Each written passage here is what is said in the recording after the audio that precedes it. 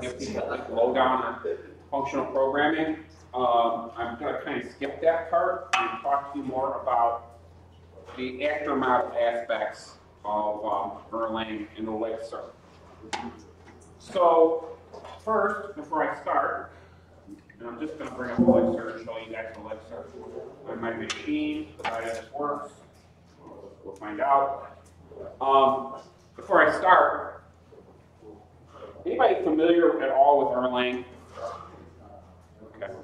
Erlang, to give you a little background on it, came out of a very practical need that some folks had at Ericsson.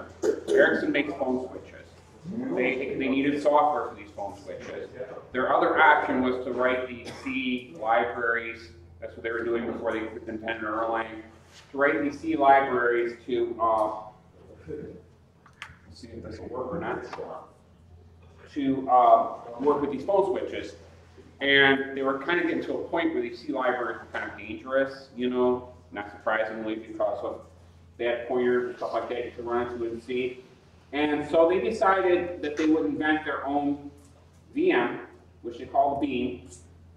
And as they were building it, they had a very practical need for a couple of things. One, they needed real fault tolerance.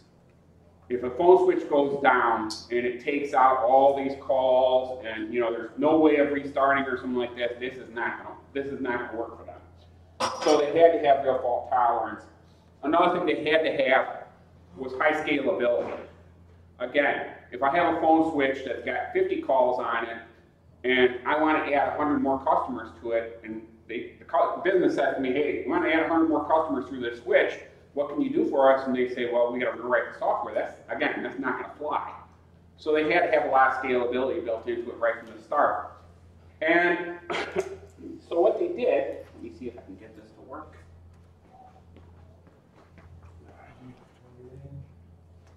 It's plugged in. That's HDMI 2. Yeah, I'm not seeing it yet.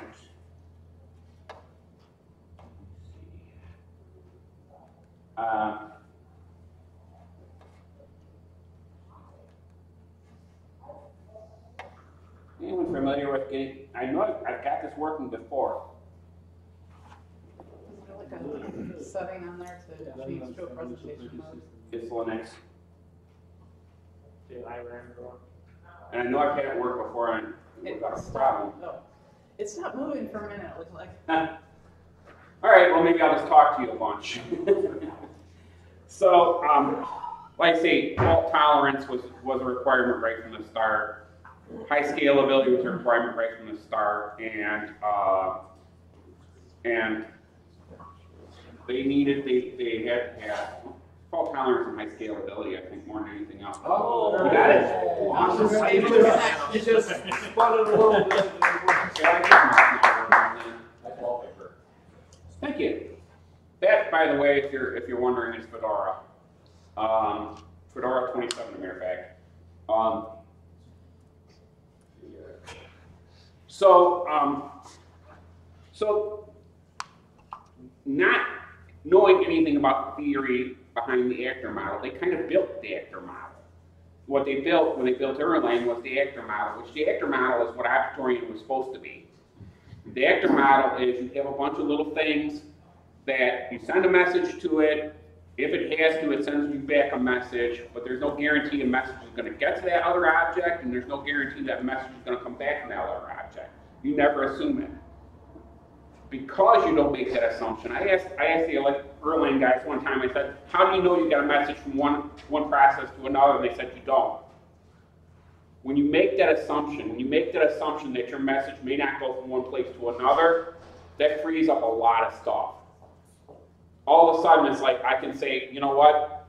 If I definitely know this message has got to go through, then I may have to send it more than one time.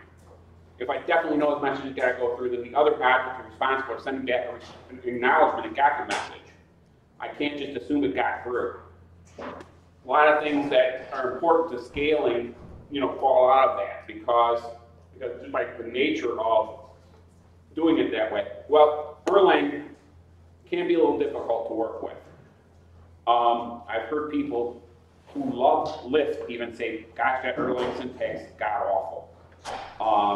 So what happened was Jose Valine, who's one of the core committers on Ruby, was trying to get Ruby on Rails to where it would scale better in terms of web servers.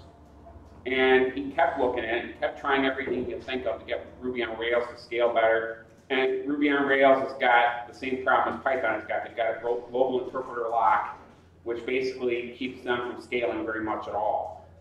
And he started looking at Erlang and thought, gosh, that's the approach I should be doing. Each process on the Erlang VM is isolated. Hey, you made it. Yeah, cool. We do have a new member here. Each process on the Erlang VM is isolated.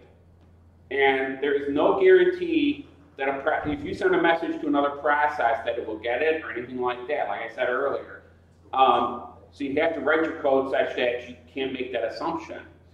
By virtue of the fact that each process is isolated, if one process crashes, it doesn't take out the whole VM. It takes out itself.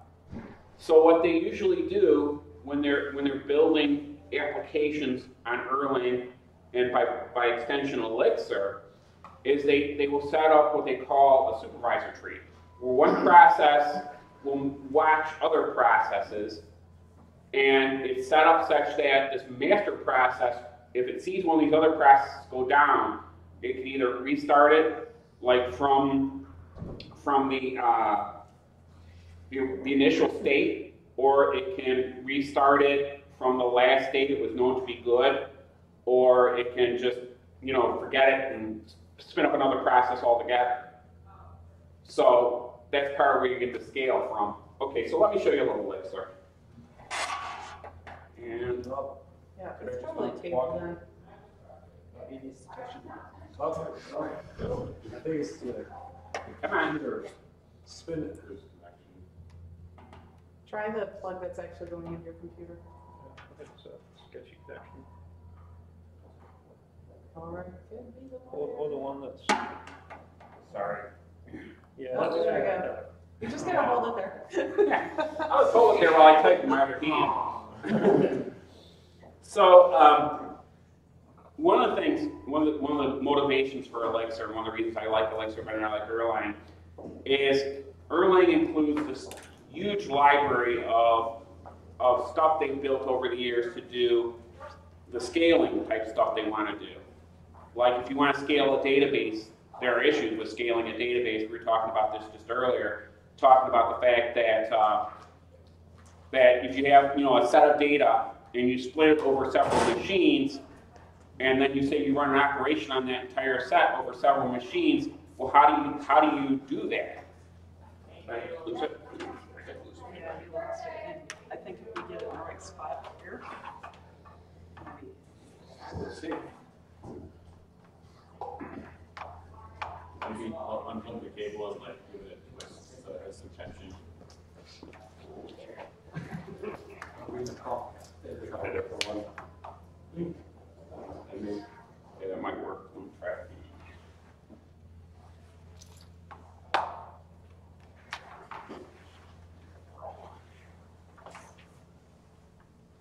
By the way, like I say, I really rather have a conversation than me talking for 10 minutes. So, you guys have no questions, no input, nothing like that yet?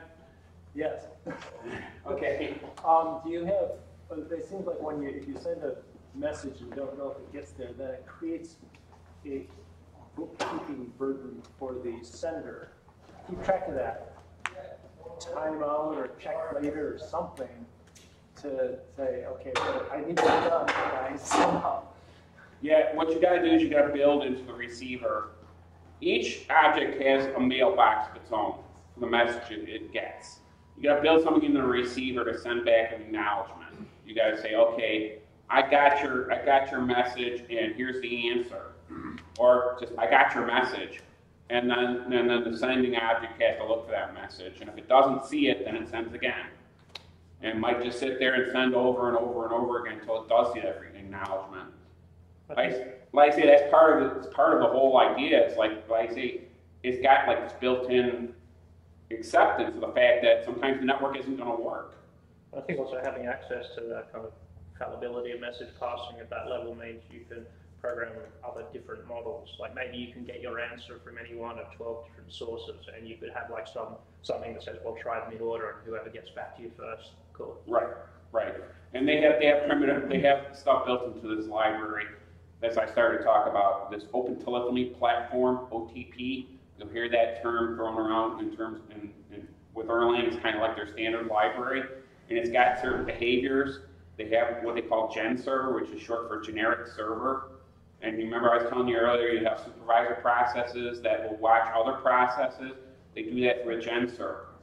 The thing is, this gen server, because they had to do a lot of boilerplate code, because like a lot of other functional languages, what you do is when you start it up, you hand it, here's the behavior I want you to do on this, here's the behavior I want you to do on this, here's the behavior I want you to do on this.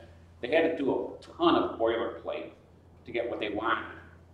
And Elixir came along, and Jose Valim had the very great insight to borrow from Clojure what Clojure did, which is to put really nice macros in there. So what he did was he said, okay, all these standard OTP behaviors that have to be, the callbacks and everything have to be built, I'll give you defaults. We'll have defaults on there that we pass over to the backend, the Erlang backend. And if you want to override it, you can override it, but you don't have to specify it. Cuts down the boilerplate code immensely. What's OTP? Open telephony platform. Kind of like I say, it's kind of like the standard library for Erlang. So just to show you what Erlang, or Elixir, I'm sorry. So Elixir has pattern matching as a virtue of the fact that it comes from Erlang. It's got pattern matching all over the place. Can you increase the text size? Let me see. Yes, I think I can. Is it control plus maybe? Sorry. I think also go to the view menu. I know I've done it.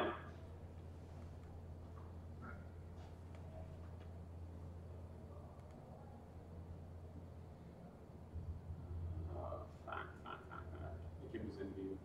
Yeah, there was a zoom over in view. It looks like it's control. Zoom in. Yeah. There you go. Sorry, thank you. Okay, is that better? Mm-hmm. You guys see what I'm doing? Okay. So, this looks like, to everybody, a binding, right? Looks like I'm binding the value of 1 to A. And that's partially true. It's actually closer to a parent match. It's saying, does 1 match A? If it does, or if I can make it match A, because there's nothing assigned to A right now, then I'm good. I'll go ahead. So I'll return what the result of the pair match is, which is 1, right? So now I can also do like that. That also works perfectly fine. Because it's not an assignment, it's a pattern match. I can also do something along these lines. I just don't have my key, so I...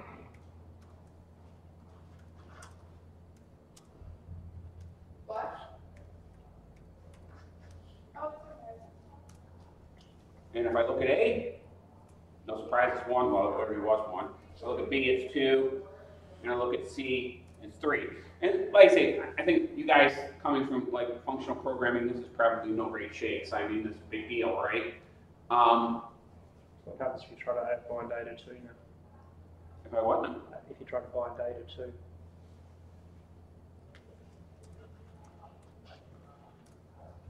It works perfectly fine. Now, this is a common question that comes up over and over and over again with Elixir. People look at that and they say, well, you're allowing mutability. No, we aren't. We are actually, that is not the same A as the first one. It's a different A. Even though we don't say it's a different A, it is in fact a different A. How do you get the old one? You don't. It's discarded. I mean, if you bound it to something that's got access to it earlier, that's still got access to it, right? If it's in a list that's...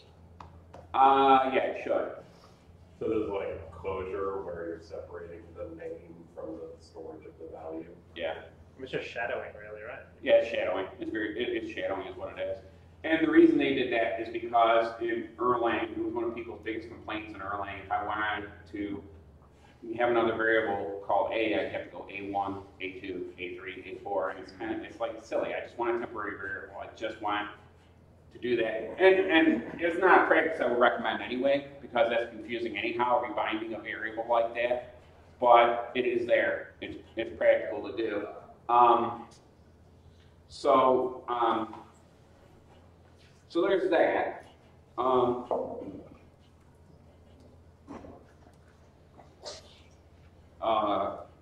He borrowed a lot from Ruby syntax. If anybody's familiar with Ruby syntax, I'm not super familiar with it, but what I understand is that they borrowed a lot from it. So what you do is you define a module. A module is a container of functions. You don't put any data in there. So unlike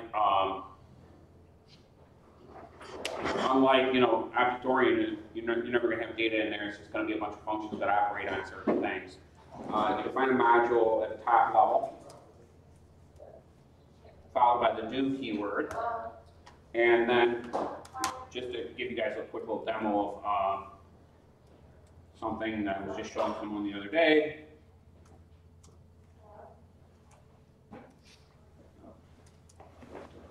All right, sorry, that's what I get for not having this ready in advance.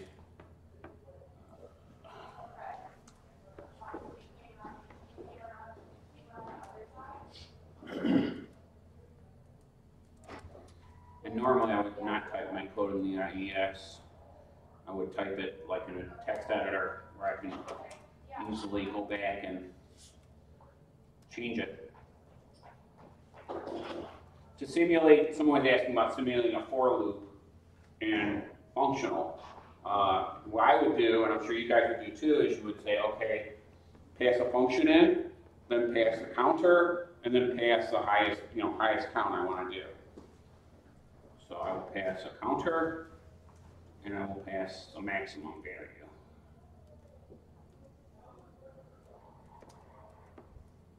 And then I would do, which invokes the f function, which I passed. And then I would simply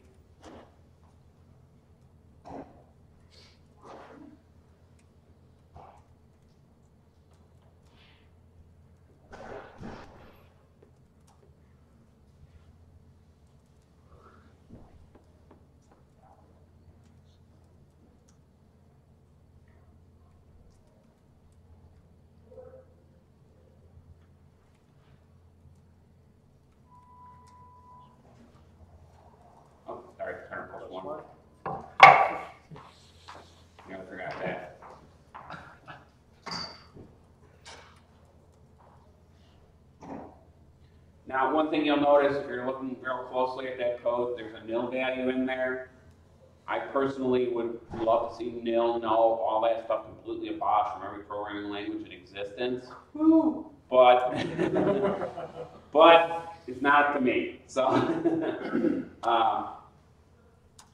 is the dot open parens, close parens just calling a function with no arguments? Right. Yeah. There's a good explanation for it that I've seen, and I can't remember it off the top of my head. Yeah, that's basically what it is. Yes. I mean, that is copied right from Ruby. It's one of the ways to call it. Is it? Okay. But is that the only way to call anonymous functions in Elixir? No. You can also do, well, I'll show you how we define an anonymous function here in just a minute. But no, you can also do it like an ampersand 1 or something like that. It also works. So let me finish this up real quick. So I have both my loops, or my function and my module, great. And what it does is then, spits out, okay, I've got this module called test, and in it, and by the way, all those numbers there are the binary values of the code. Handy. Yeah. just for fun? No, there's actually a good reason for it to do that. It's because, well, it's because that's what the compiler hands it back. But not at this level, but at a lower level, it's almost homoiconic. It's almost like Lisp, where your code and your data are pretty much the same. And that is the homo-iconic part coming through. It's like, it's basically handing you back, okay, here's the code that I just translated. So now I would invoke that for loop by doing, and this is where I'm getting to the anonymous function. So I would then do, on the first argument, I'm going to do a function. And that's how you do an anonymous function. Sorry, I think I need to remove that. So the space. FN is like slash, backslash? Huh? Yeah, it's like backslash. Okay. Yeah, that's how you do a lambda in Elixir. Is the if statement a function and the do and else are just named keywords, or is it just weird syntax? Well, like every other functional language, they all return values. It's an expression. Yes, it's an expression. Yeah, thank you. I could do it in a slightly different way because I don't really care about what the expression returns. I just flatten it all out to one line. I could do it like, with the do, and then drop down one line and indent the for loop, and then drop down another line and do else, and indent the nil and all that. This way I don't have to put an end at the end of the if. Let's do a thing at the arity roll. Like if it's expecting an argument and you call it with no arguments, or you call it with too many arguments. I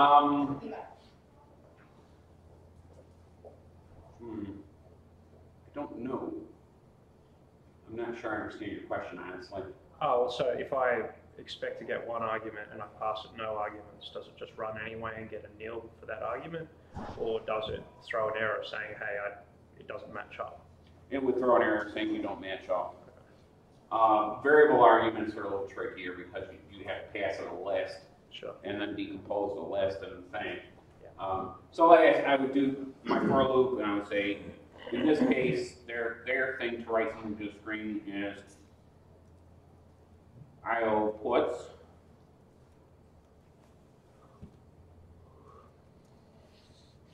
And I'm going to have to do it 5 times. And if I've done everything right, that should work. And I haven't done anything right. I forgot my end statement. That's what it is.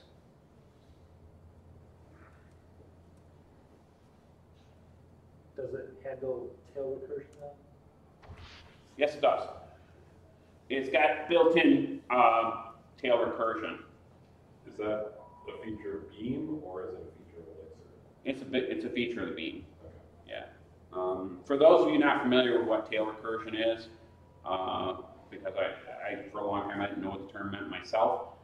Basically, tail recursion is if you have an expression that the last thing in the expression doesn't have to be held onto on the stack. What the compiler will do under the hood is just insert a to go back to the top of the loop, so you don't keep a stack, and it helps a lot with stack overflows. You don't get stack overflows in tail recursion code. So, like I say, that's okay. That's great. I can do that in any functional language. Big deal, right? Where it gets interesting is if I were to do this with a spawn, because that would create another process, and that other process is totally separate from this namespace or this process. And when I say process, I want to be really careful about terminology. We're talking about processes on the Beam machine, not on the OS. Process on the Beam machine is very lightweight. Process on the OS, as you guys probably would know, would be pretty heavy. Process is a better approach because, like I say, it doesn't share anything in terms of like memory or anything else with any other process. They're all spun up separately. I asked one time, I said, so you're telling me if you have a big data structure and you pass it from one process to another, it copies the whole thing? And they said, yep, that's exactly what we're telling you. Because, and I thought, that's grossly inefficient. And they said, yes, but when the second process is done with it, it can garbage collect it and not have to worry about the first process at all. And it's like, oh, okay, that makes some sense. That's one of the things, like I say, they built in because of the need for scaling and the need for, like I say, fault tolerance and such like that. So I could spawn this into a separate process, and I'm sorry, I gotta look at the syntax of spawn. Do this all the time. They've got some nice built-in help, by the way. Not trying to sell you on Elixir, but but they do have some nice built-in help to help you do certain things. So I can just spawn, and then any questions, by the way. I'm feeling like I'm doing a lot of talking and not encouraging conversation. Is this going to do it in an independent thread? Yeah, like I say, it'll start up another process. And matter of fact, if I'm correct, I don't think you'll even see the output to the screen. The function would be for a loop. What's the colon? In this particular case, it is indicating that it's an atom. An atom is effectively just like a named constant. Like a symbol? Yeah. Okay. Yeah, very much like that. Ruby-ish. Ruby-ish. So my arguments would be, first argument, like this.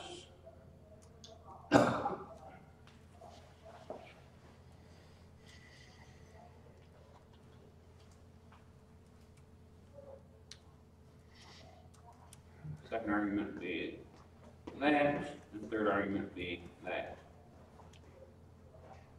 And see what happens. Okay, it did show it to me. But you notice that PID down at the bottom?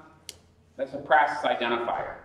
That's saying this ran, this process 97, which is, if I look at my process, which I think is identified by me. I can't remember. There's a way to see your own process ID, and I can't remember what it is right off the top of my head, because again, I don't need to do this often. But that's the process ID that spawned up to run that function in that module. So I assume that when it spawns something, there's a under the hood it keeps a thread pool or something. Yeah. Okay. Yeah. Like I say, the beam has all these processes, and you can think of them as if they were threads, but they're not exactly the same, because like I say, they don't get a stack. They don't get all the overhead a thread gets. Basically, like I say, the main thing I wanted to talk to you about was I've been looking at something lately called LASP, L-A-S-P, and LASP comes out of this research this guy named Christopher Merkeljohn's been doing, working on his PhD, and they've been trying to figure out, I was talking to some folks about this earlier, like let's say I have a huge set of data, and I want to do some operation on this huge set of data, like let's say I did a lambda, take everything and multiply it by 2. That's all. Take everything in this set, multiply it by 2, and write out another set, right? But let's say now I want to be able to split that set over multiple machines, or multiple cores, or whatever. I just don't want to do it on just one machine. Then I run into big problems, because like, how do I know if I've got this, where I've got this set partitioned, like has it worked on this other machine? How do I know this stuff? And then how do I join back up my results too? LASP is an effort with Erlang and Elixir to address that, to make it easy for you to take a large data set on one machine, split it into multiple machines, as many machines as you want, and run this whatever process it is on that data set, and then join the result back up. And it handles all the the drudgery and the detail for you. I don't really have anything else. You guys have any questions? Yes. What would go into one of the processes that runs in, like if for loop was calling another function that you had defined? Yeah. Would that be an additional process that was spawned? No. If it was calling another function that I had defined, unless within that function I defined I called the spawn, no, it wouldn't spin up another process. No. You can, with this, because the processes are isolated, again, we're all used to in functional thinking the state is a very bad thing, and it is if you don't know what you're doing with it, if you're not careful with it, it is a bad thing. because each of these processes is isolated, each process can retain its own state. It's fine. Like, I don't need to know what, process 1 is in this state, process 2 is in this other state, and process 3 is in this other state. I don't really care. I can hang on to the state within that process, and when that process shuts down, that state can go away, and I don't really care. And like I say, that's the thing too about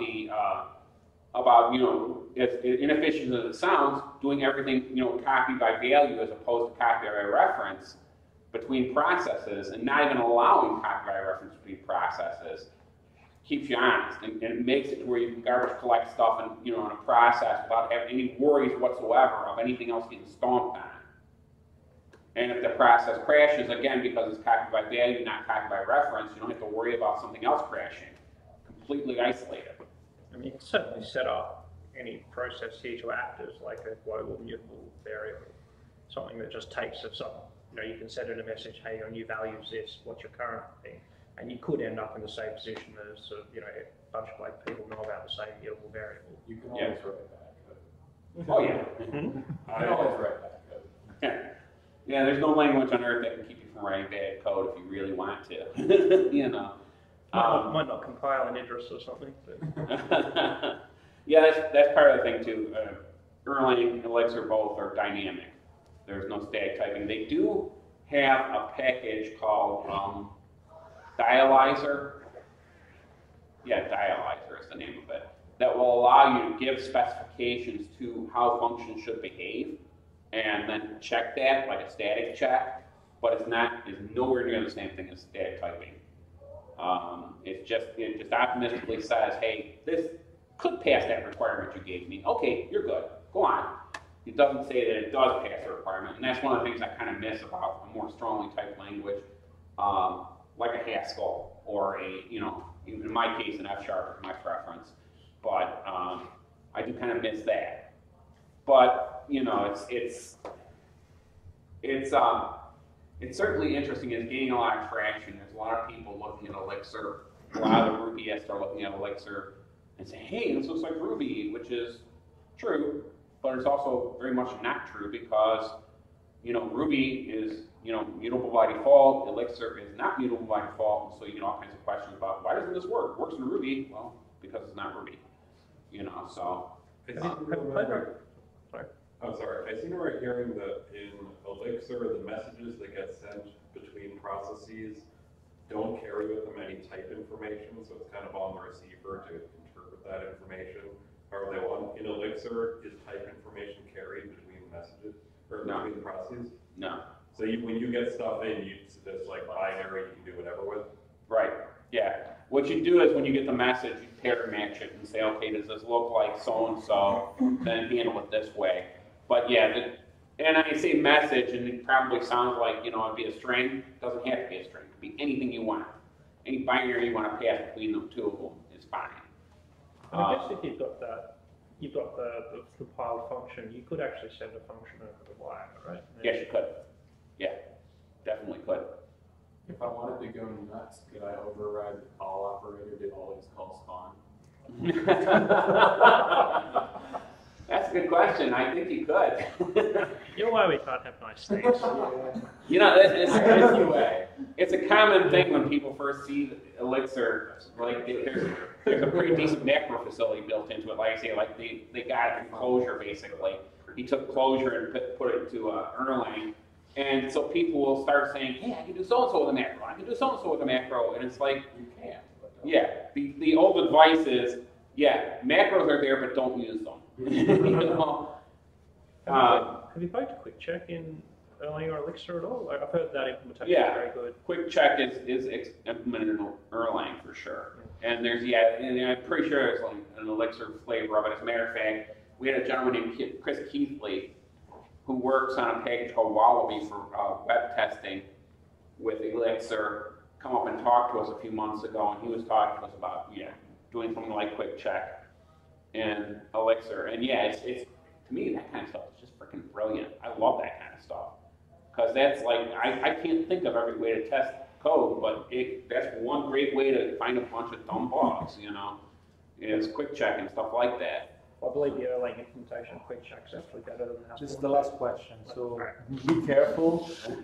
I said the Erlang one's very good. It's better than the Haskell one. It does shrinking better than I don't know. I'm not sure. I've only seen demonstrations of it in Elixir, which would be the same as Erlang, and I haven't seen the demos in Haskell, so I'm not sure.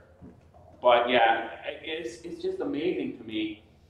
And somebody asked me, who do I think is like, you know, I saw at Strange Loop, they had a panel, and they asked like Rich Hickey and some of these other big, you know, head guys that have, you know, invented programming language, which programming language you wish you invented, and pretty much the answer was always Lisp. You know, oh, Lisp is great, Lisp is wonderful. And to me, it's like, I think the guys who invented Erlang are freaking geniuses because they didn't have any theory behind it. They just had a practical need to build these phone switches, and they came up with the actor model kind of independent of, and they didn't know anything about the actor model, yet they invented it. And it's like, that's genius to me. You know, so, okay, enough of my game. Thanks, Onorio.